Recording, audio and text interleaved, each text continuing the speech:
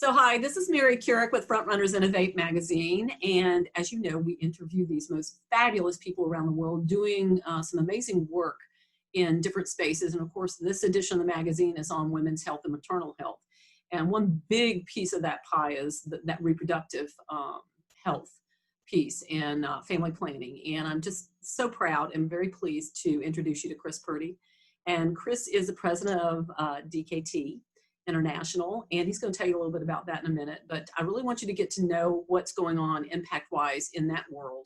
And Chris is a really good person to give us that information. So Chris, I'm going to turn it over to you. So first tell us about you. How did you get into this line of work and what you're doing now?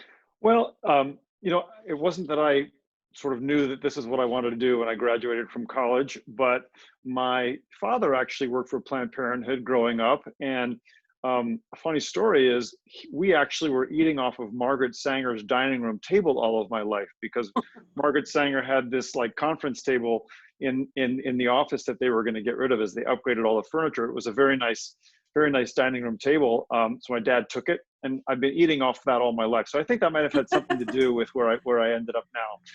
But I used to work in Ethiopia. I had a job in Ethiopia working with street kids with a group called Save the Children. And a lot of the street girls were involved in the commercial sex work, unfortunately. And so I wanted to do something that would educate them and get them access to condoms and contraceptives. So I contacted this organization that I'd never heard of before, called DKT, and said, would you give me 1,000 condoms as part of this outreach program? And they said, sure. Anyway, one thing led to another. I joined DKT. I've been with them for about 25 years.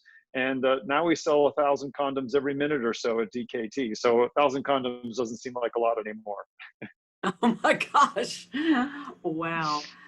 That's fantastic. So, what you're doing there, give me the broader picture of just other than just condoms, because I know it's a big picture that you've got going on there. So tell us a little bit about that.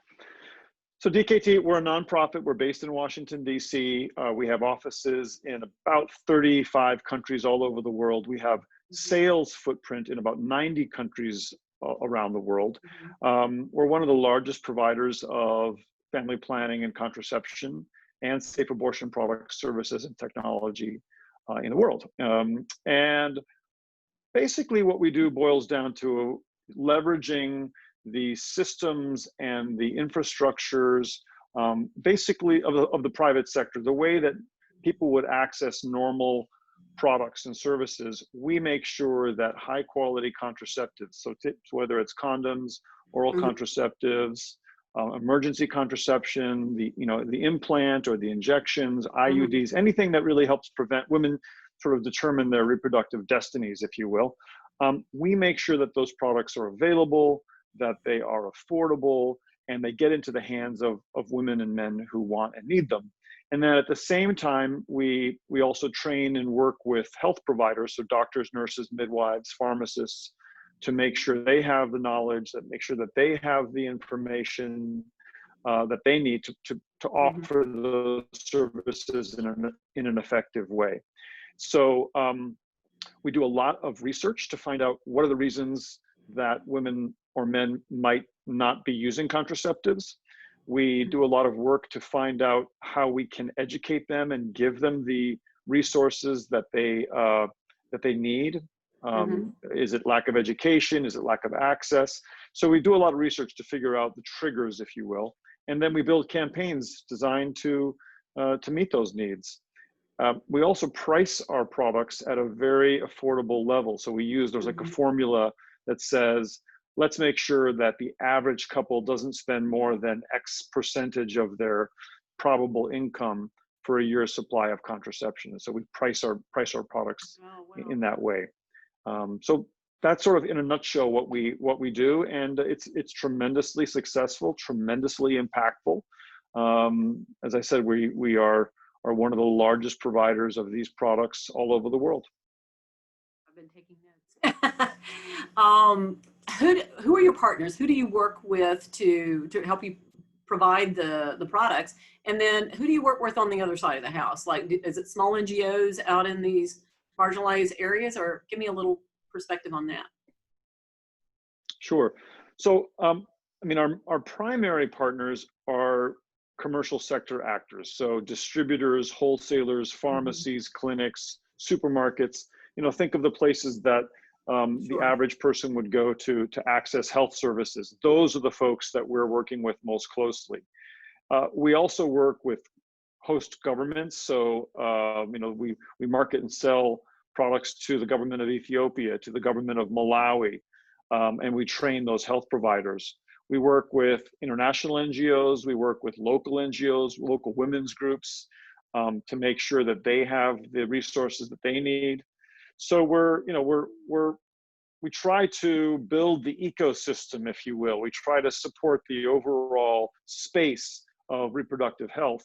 Um, our focus is really on service delivery. So we're not so much in the advocacy space or in the research space or policy building space. There's a lot of other groups that are really good at that. We really focus on getting products where women and men can access them and helping them learn how to use those products and benefit from those products.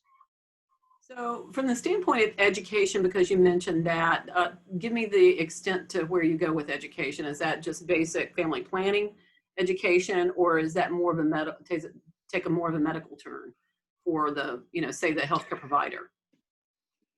Yeah. So this is the fun stuff, right? I mean, it's really fun to talk about family planning because family planning is related to sex, and who doesn't like to talk about that? And so we try to leverage conversations around sexual well-being, health, and pleasure, even as a vehicle to discuss safe sex. So, how can you educate young people about? I mean, nobody wants to be talked down to and lectured about practicing safe sex, but if you can explain it to them in a way to say these are the benefits of protecting yourself, this is how you increase your intimacy with your partner, and by the way, this is how you prevent disease along the way, this is how you prevent pregnancy along the way, and if you've prevented pregnancy, you probably can enjoy the pleasure of sex more.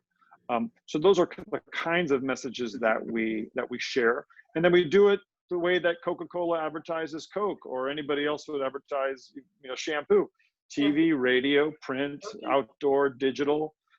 So if you go to, let's say you go to Indonesia, where I have lived for nearly a decade of my life, you will see radio ads and TV ads that promote the #1 condom in the country, the #1 oral contraceptive in the country. If you walk into a midwife's clinic, you'll see signs on the wall that tell you about the injectable that they offer, which comes from DKT.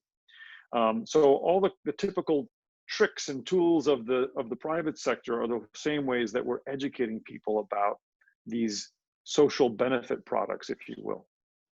That's amazing. Do you have like any kind of impact figures or anything at this point? I mean, how long have you guys been in operation again? So we've been around for about 30 years, 30 years. Okay. and we love questions about impact and metrics. Because we're selling stuff, right? We're selling these products. We're able to measure how much have we sold, to who, where did it go, what channels did it go through, and even who used it. If you're looking at sort of the analytics that you can follow when you look at websites and things like that, so we're able to measure that pretty well. And in 2019, which is the latest year that we have that data, we reached something like 47 million, provided something like 47 million couple years worth of protection. So Wow. that means that prevented about 7 million unwanted pregnancies, prevented millions of unsafe abortions, prevented tens of thousands of maternal deaths and infant deaths. So and these are well established Yeah. metrics that they didn't come from us. You plug in these sales numbers, you plug in Yeah. these impact numbers, and it spits out this sort of these health impact calculators that we leverage. So it's a very high, as you started off by saying, this is a very low cost investment with an extremely high impact on everything else, because if women are empowered, if they're educated, if they can determine when they want to, when they want to start having kids, it impacts on their work. It depends on it impacts on economics. It impacts on nutrition for their kids, education for their kids. I mean, everything. Yes. It's all related to this, right? Yeah. I mean, if you take the United States, if you look at women's revolution, the women's revolution of the 50s and 60s, it's related to contraception. So we're trying to make that the case all around the world. I think that's fantastic what you guys are doing. I think early on when I was talking to you about your partners, that sort of thing, I guess I had in my mind that you kind of work with like the Ford Foundation or the UN or the Bill and Melinda Gates Foundation, which we know is all about maternal health and, family planning and that kind of thing. So do you get into those pools, so to speak? Mm-hmm. Yes, we certainly do. We certainly do. So this is kind of an little interesting aspect of DKT that's perhaps a little different from other nonprofit organizations. So we do sell these products. In some places they are subsidized, in some places they are not. Overall, globally, about 70% of our budget, which is about a $250 million budget a year, about 70% of that comes from sales revenues. Now, the other 30%, we need donor support. So as you've mentioned, the Bill and Melinda Gates Foundation, there are governments like the Dutch government and the Swedish government and other foundations as well that provide that support. And we wouldn't be able to do the work without them.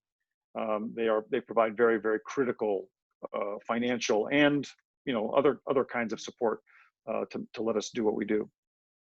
Fantastic. I'm glad that is in place, but you've had a lot of years to get that worked out so that you have those partnerships. So, where are you going from here?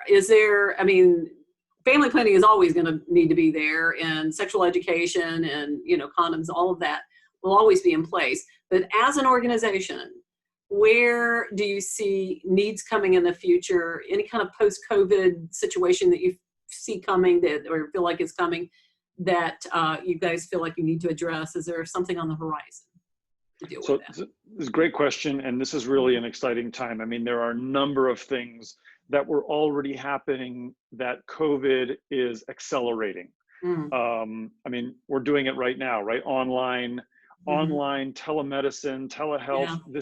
This is already here, but it's coming in a big way. We're already seeing it. Self-care, what's called self-care. So women basically being able to access the services that they need with minimal input from a health provider, taking pills on their own and getting those from the pharmacies, injecting themselves with easy to inject syringes, even having an abortion at home in the comfort of their own home. Really? It's happening right now. So these kinds of self-care technologies, which are facilitated by technology, by digital, are certainly being accelerated. I think also there's an acknowledgement and an understanding that family planning has this reverberating role to play on so many other aspects of economies and societies, and I think that's starting to have even more sort of roots, and I think that's pretty exciting too. I think that's fantastic. So you're getting ready to address all these other things that are moving around. I think this is terrific. I think from my standpoint, I really like also that education piece that you bring to the puzzle. So it's like, it's not just selling something and saying here, it's the whole picture. And I think along with the user is also maybe educating some of the localized NGOs to carry forward and keep that message that you're putting out there going. And maybe even the medical clinics and maybe addressing education with clinical staff that not everybody knows everything. You can't assume that everybody knows the kind of data and information that you guys do, and being able to put it in a way that will really make a dent on people about how important that is, and how what you do now, your personal choice, actually has ramifications way beyond you, way beyond you and even your household. It goes further than that. So applause. Thank you. for all that Thank you you. do. Thank And you.